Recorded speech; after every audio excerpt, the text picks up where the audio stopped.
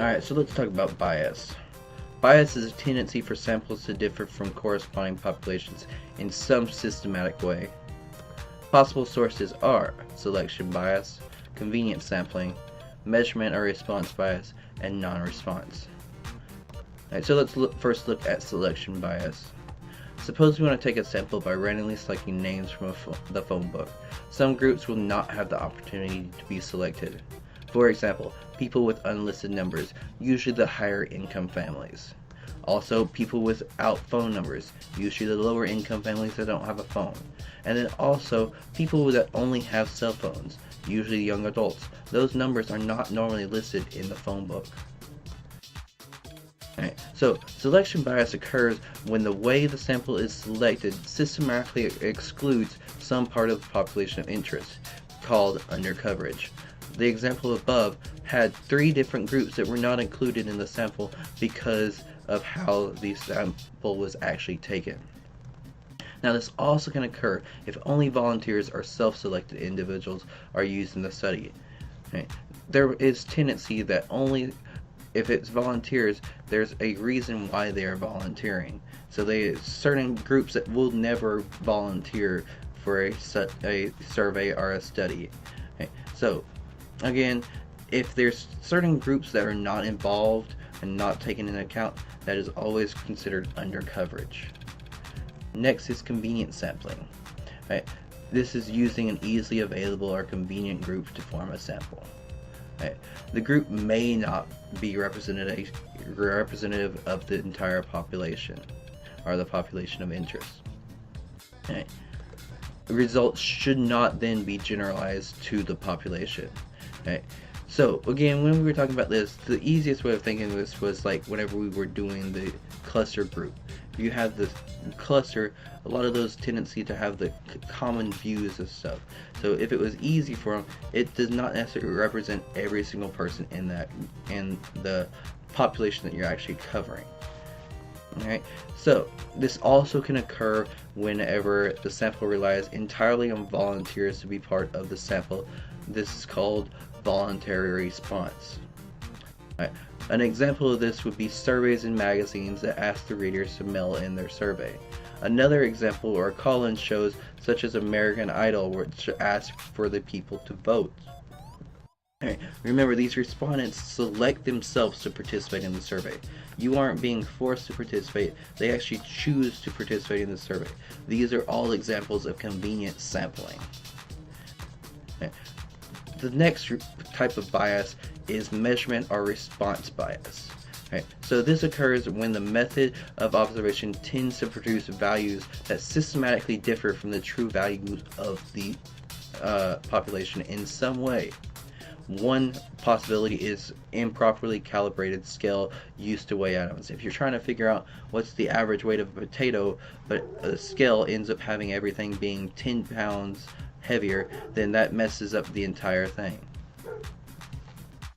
Another thing is whenever you have a tendency for people to not be honest when asked about illegal behavior or unpopular beliefs. Right. For example, suppose we wanted to survey high school students on drug abuse and we used a uniformed police officer to interview each student in our samples. Would they give us the honest answers? Of course not. You're not going to tell a cop that you do drugs. So this is a type of measurement or response bias. Another thing is the appearance or behavior of a person asking the questions. An example of this is people are asked if they can trust men in mustaches. The interviewer is a man with a mustache.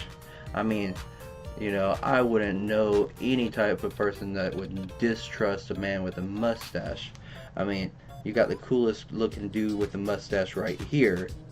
But, I mean, if that is still the case, if it's the question influenced by the interviewer in some way, that is a type of response bias. Right. Let's look at another thing where we have also saying the question on a survey is worded in a way that tends to influence the response. So here's an example of a question that might influence the response. A Gallup survey sponsored by the American Paper Institute Wall Street Journal, May 17, 1994, included the following question. It is estimated that disposable diapers accounts for less than 2% of the trash in today's landfill. In contrast, beverage containers, third-class mail, and yard waste are estimated to account for about 21% of trash in landfills. Given this, in your opinion, would it be fair to tax or ban disposable diapers? That added in information about, in contrast, beverage containers, third-class mail, and yard waste are estimated to account for about 21% of trash in the landfills, throws the question out the window. You are now skewing the answers because you are now providing extra information that the person did not know, that is trying to push your opinions onto the person giving you your answer. So again, you are trying to make sure it's worded in a way that you don't have any type of influence on the actual outcome and the result from what you said. Alright, and now lastly, we're going to look at non-response. I have a very good example of that right here.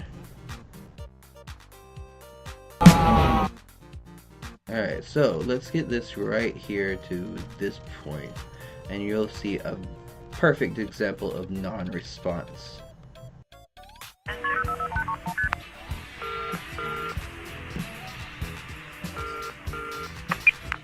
Hello, this is United States calling. Are we reaching? It's hanging up. And it's a man answering. Alright, so notice that whenever they got called, they hung up immediately. That is a perfect example of non-response bias. Okay. So this occurs when responses are not obtained from all individuals selected for inclusion in the sample. Okay. To minimize non-response bias, it is critical that a serious effort is made to follow up with individuals who did not respond to the initial request for information. Okay. So, again, if you call a person and they don't give you a response, they hang up immediately. That's an exact example of non-response bias. Right? If you keep trying to do it, you're not going to be able to get everybody. But it can change the outcome of the sample that you take.